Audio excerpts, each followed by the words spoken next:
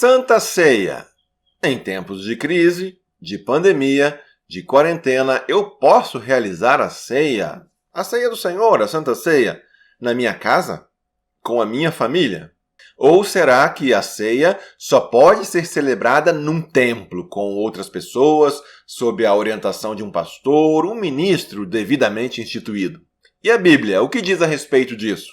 Fique conosco, você já viu que o nosso tema é polêmico.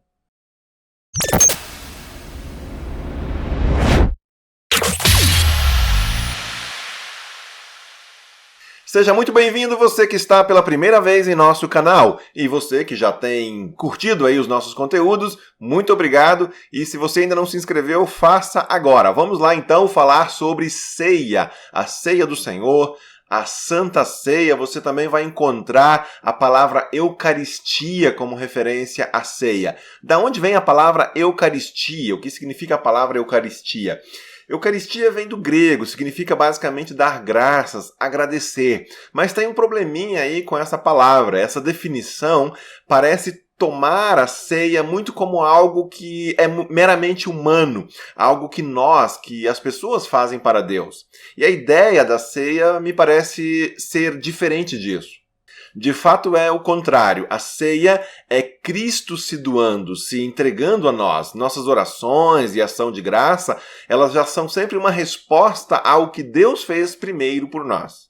Enfim, quando eu falo de Santa Ceia, praticamente todos os cristãos sabem muito bem do que eu estou falando. Afinal, ali onde há uma igreja cristã, muito provavelmente, para não dizer certamente, haverá celebração da ceia.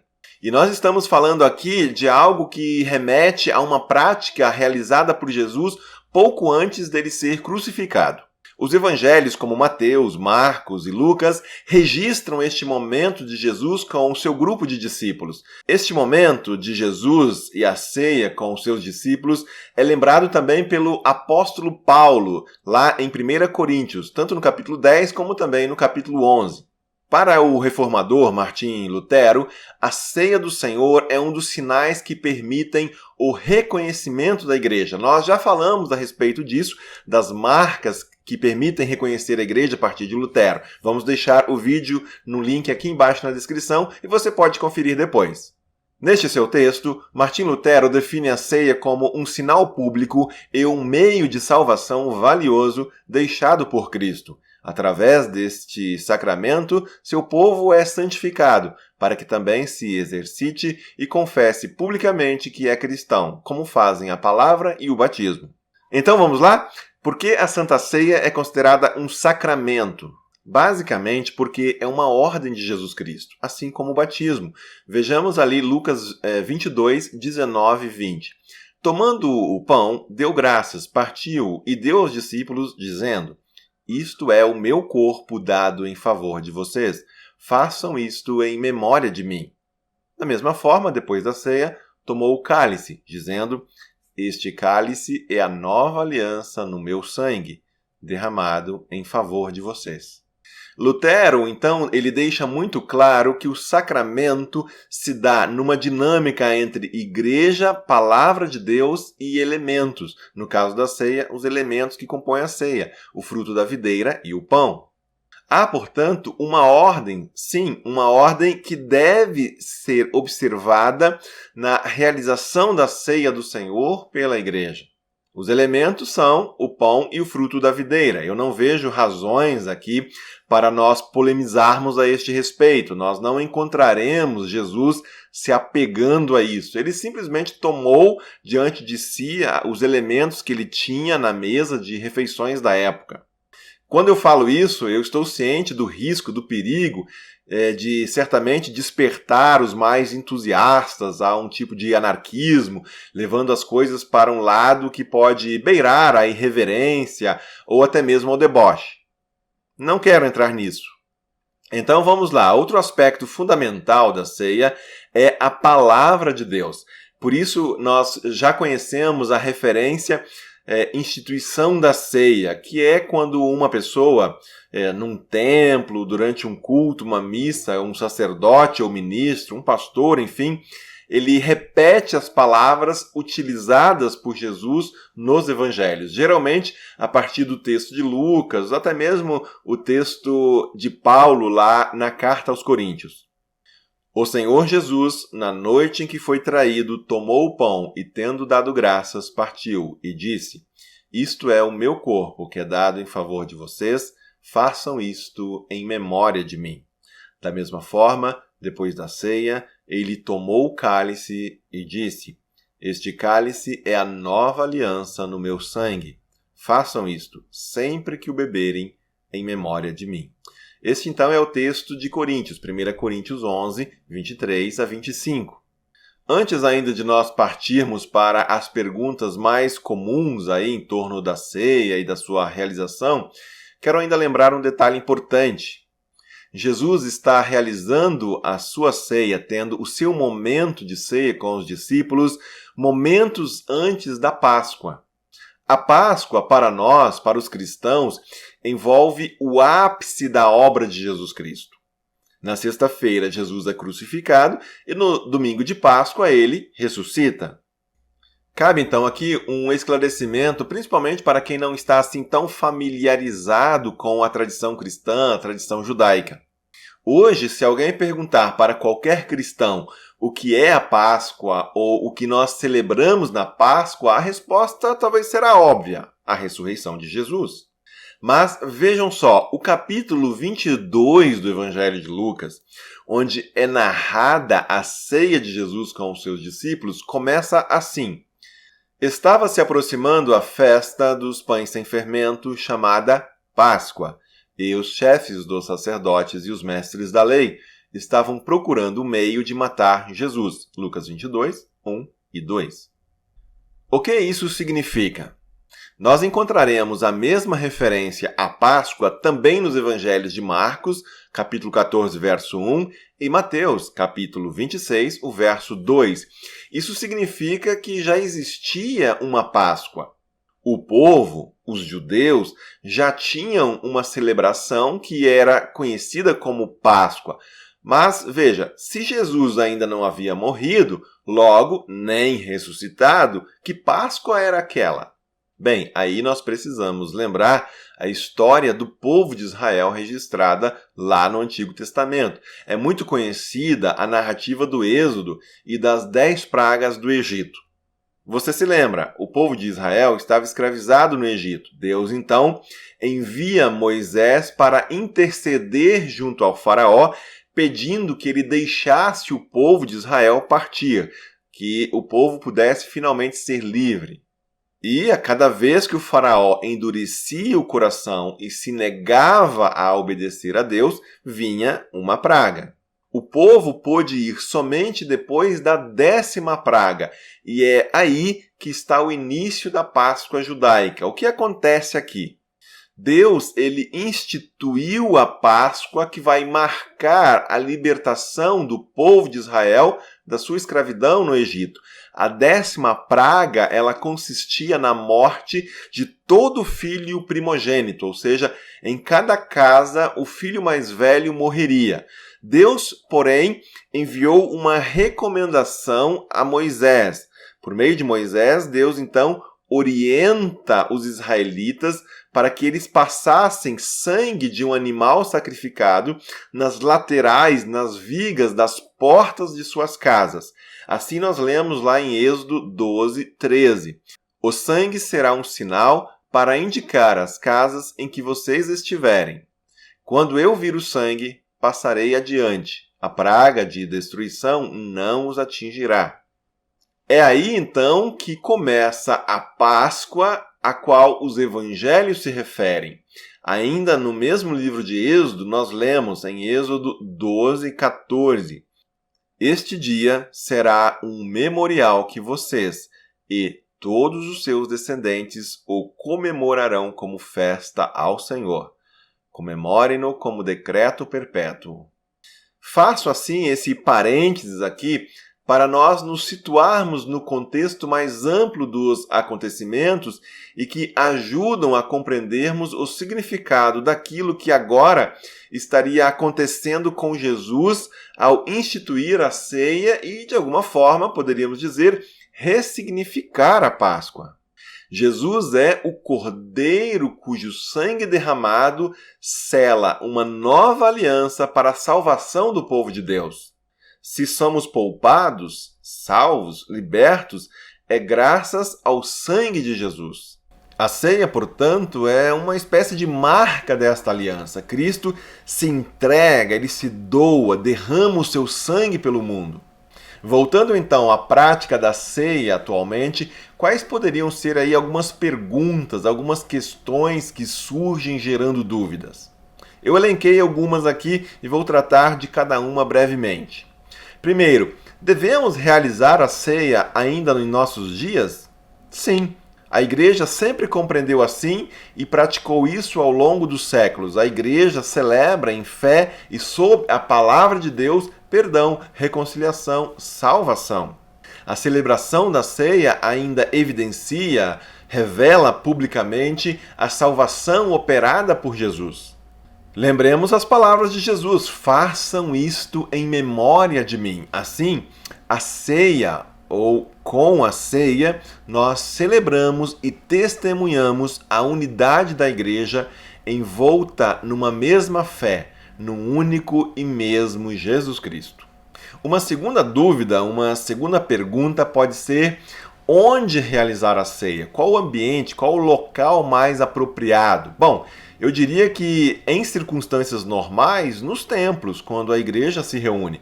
Praticamente todas as igrejas locais, em seus cultos, prevêem em algum momento a ceia. A frequência, é claro, pode mudar conforme a denominação, mas faz parte do povo de Cristo integrar-se numa comunidade de fé. Esta comunidade, por sua vez, possui uma dinâmica de culto e de celebrações, e ali é que normalmente ocorre, então, também a ceia do Senhor. Este é o lugar, este é o ambiente para partilhar do pão, tomar do cálice na presença de outros irmãos na fé. E ao dizer isso, eu sei que já pode aí despertar outras perguntas, outras questões. Uma delas é: seria errado, então, celebrar a ceia em outros lugares que não num templo cristão? A resposta aqui é não, não é errado. No entanto, aqui nós deveríamos considerar aqueles momentos em que determinados cristãos eles estejam vivendo situações extraordinárias. Circunstâncias especiais sempre exigirão medidas excepcionais. Quando nós falamos sobre circunstâncias especiais, podemos lembrar especialmente dois casos. Primeiro, pense numa pessoa que está acamada, que está com uma grave enfermidade. Ela não pode se locomover, ela não consegue estar no templo celebrando com os demais junto à sua comunidade. Haveria algum problema em realizar a ceia na casa desta pessoa ou até mesmo junto ao leito de um hospital? Problema nenhum. Onde Jesus estava reunido quando ele partiu o pão e compartilhou a ceia com seus discípulos? Os evangelhos deixam muito claro que Jesus pediu aos seus discípulos que eles preparassem a ceia numa casa. Jesus não tomou os discípulos se dirigindo a um templo para lá então realizar a ceia. Então vejam, aqui não há nenhum motivo, nenhuma razão para grande polêmica.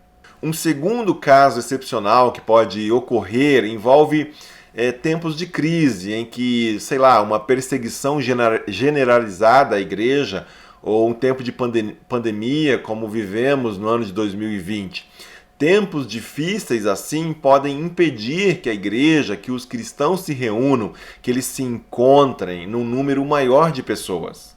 Nestes casos, não faria sentido nenhum que os cristãos eles se sentissem impedidos ou até mesmo constrangidos de celebrarem a ceia em outros lugares e em número reduzido de pessoas. Portanto, o que nós estamos dizendo aqui é o seguinte: por uma questão de ordem, de testemunho, também de unidade e comunhão, o primeiro e mais importante local de celebração da ceia é sim aquele ambiente mais amplo onde uma comunidade de fé local habitualmente se reúne para celebrar o seu culto. Mas não porque haja em si algum tipo de santidade, sacralidade, qualquer outra razão especial que diga que tenha que ser num templo.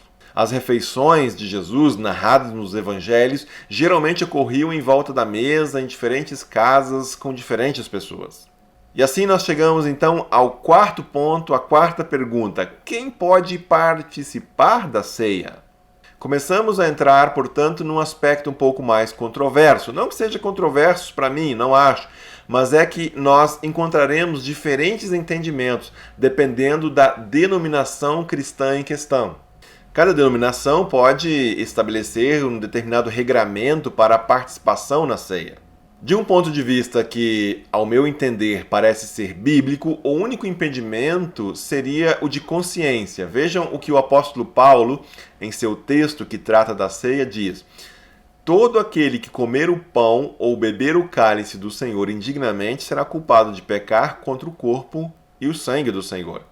Examine-se o homem a si mesmo, e então coma do pão e beba do cálice. Pois quem come e bebe sem discernir o corpo do Senhor, come e bebe para a sua própria condenação. 1 Coríntios 11, 27 a 29. Geralmente, por causa disso, as liturgias costumam incluir um tempo de oração e confissão de pecados antes da realização da ceia. Ao dizer isso, estamos afirmando, na verdade, que o único requisito para participar da ceia é a fé. Ao instituir a ceia, a pessoa que estiver coordenando, que estiver ministrando, ela citará as palavras dos evangelhos ou as palavras que nós encontramos em Coríntios. A presença desta palavra é, portanto, indispensável. Vejamos o que diz o reformador Martim Lutero em seu Catecismo Maior. Verdadeiramente digno e bem preparado é aquele que tem fé nestas palavras: dado em favor de vós e derramado para a remissão do pecado. Por isso, participa da ceia aquele que crê nestas palavras. Todos são convidados a cear e receber o corpo e o sangue de Cristo. Ali nós experimentamos a comunhão real, tangível com Cristo por meio dos elementos da ceia. Não temos que nos preocupar com o fato de sermos pecadores, se nós temos alguma dúvida em nossos corações. Como Cristo disse, é por você, dado em favor de vós. Quinta pergunta: quem pode ministrar a ceia? Quem pode administrar a ceia do Senhor? Em outras palavras, quem é que pode coordenar o processo da instituição e distribuição da ceia? Quem administra a ceia? Aqui sim o tema pode começar a ficar um pouco mais polêmico. De novo, não que eu acho que seja polêmico em si, mas porque a igreja, em suas múltiplas denominações e tradições, pode sim apresentar diferentes interpretações. Se é um entendimento pacífico de que Jesus ele ordena aos discípulos que o façam em sua memória, logo é atribuição da igreja fazê-lo. Assim, as igrejas locais e as denominações, elas têm a sua maneira de organizar este evento.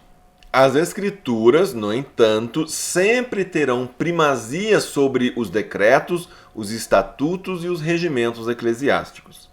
Novamente, então, vamos falar da prática comum e das exceções. O que seria a prática comum? Bom, igrejas, comunidades, congregações locais que têm o seu lugar, de celebração, de culto, costumam ter também um ministrante, um pastor, uma pastora, um padre, algum tipo de ministro, enfim, conforme aquela denominação cristã. E este geralmente acaba sendo também o coordenador da ceia, quem ministra a ceia. Por uma questão de cuidado, de ordem, de bom testemunho, de comunhão e unidade, esta deveria ser a prática comum.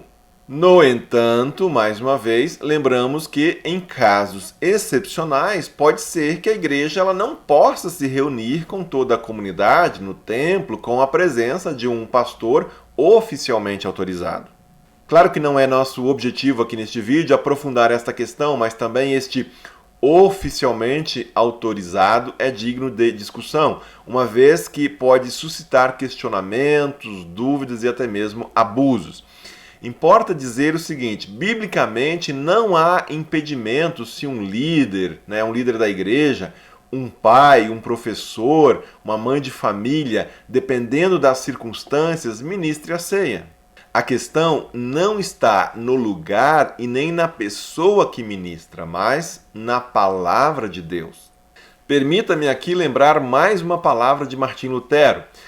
O sacramento não pertence a quem o administra, mas àquele que o recebe, a não ser que ele também participe. Vejam, essa questão pode ter gerado muitas dúvidas, muitas discussões e até mesmo polêmica ao longo da pandemia do Covid-19 de 2020, quando as igrejas foram impedidas de realizar eventos públicos. E a Santa Ceia, como fica?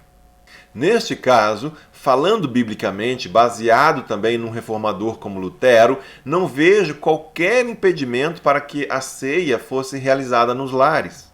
O ponto é aquele: oração, fé, palavra, os elementos, são coisas que estão presentes? Então, ok.